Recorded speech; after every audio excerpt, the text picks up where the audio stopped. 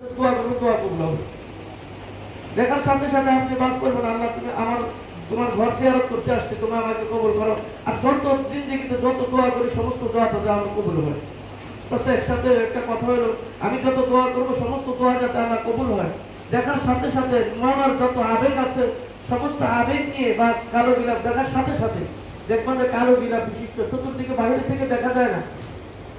যারা গ্যাসের মাধ্যমে দেখছেন বাইরে থেকে দেখা যায় না, গেটটি ঢুকা অবস্থা সর্বপ্রথম কালো গিলাপ পড়বে, তখন আপনারা দোয়া করবেন আর বলবেন, আল্লাহ তুমি আমার দরিদ্রতা দূর করে দাও, আমাকে এরকম ধরনের তোমার ঘরের বরকত আমাকে নসিব করে দাও। একটা দোয়া আছে, যদি দোয়াটা পারেন সেই দোয়াটা মহারাজ সব থেকে শিখে নেবেন, পাশে একসাথে থাকতে চেষ্টা করবেন। একসাথে সেখানে যাওয়ার পরে আমরা অনেকে আছে যারা এহরামের কাপড় তো স্বাভাবিক পরা থাকে, কারণ যখন আপনি তোয়াফ করার জন্য রওনা করবেন তখন এহরামের কাপড় বাম দিকে বুকুলের নিচের দিকে নিয়ে ডান দিকের কাঁধের উপর ফেলে দিবেন। ডান দিকের বুকুলের নিচের দিকে ফেলে বাম দিকের কাঁধের উপর ফেলবেন।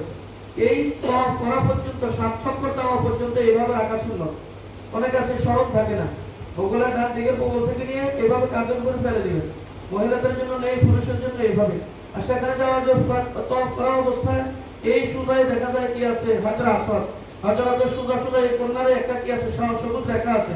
সবুজ রেখাটাকে একটু পিছনে দিয়ে কাবাটাকে একটু সামনে দিয়ে আপনি ওই বাস বিসমিল্লাহ আল্লাহু আকবার সেখান থেকে কি করবেন, যে তোয়াফ শুরু করবেন, লা ইলাহা ইল্লাল্লাহ বলে তোয়াফ শুরু করবেন। তোয়াফ একবারে এইভাবে একটা ঘোরাতে এই জায়গা আসার পরে এক চক্কর হবে, এরকম 7টা চক্কর দেওয়া লাগবে।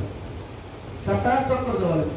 যখন এরকম ধরনের হাজরা আসওয়াদের কাছাকাছি আসবেন তখন চেষ্টা করবেন, যদি কোনো কাছে যাওয়া যায় দাঁড়িয়ে পারলে না চুমা দেওয়ার জন্য চেষ্টা করলে পাওয়া যায় না, সবসময় পারবেন না, কমাস কম হাত তুলে বিসমিল্লাহ আল্লাহু আকবার বলবেন। হাত তুলে ইশারা করবেন। হাদিসের মধ্যে আছে যে এই হাজরা আসওয়াদকে যে ব্যক্তি কমাস কম স্পর্শ করে অথবা হাজরা আসওয়াদ থেকে ইঙ্গিত করে অথবা হাজরা আসওয়াদ থেকে হাতে ইশারা দেয়, ময়দানে হাসরে এই পাথর বলবে, এই পাথর যে জান্নাতি পাথর, সেই বলবে সে আমাকে সালাম দিয়েছে, সেই বলবে সে আমাকে ইশারা করেছে, আমি তাকে ছাড়া জান্নাতে যাব না, আমি তাকে ছাড়া জান্নাতে যাব না। সেই জন্য 7টা চক্কর দিবেন। 7টা চক্কর দেওয়ার পরে এর পূর্ব পাশে এখন মাকাম ইব্রাহিম আছে, এর পিছনে 2 রাকাত নফল নামাজ পড়বেন। একটা তোয়াফ শেষে 2 রাকাত নফল নামাজ পড়া লাগবে।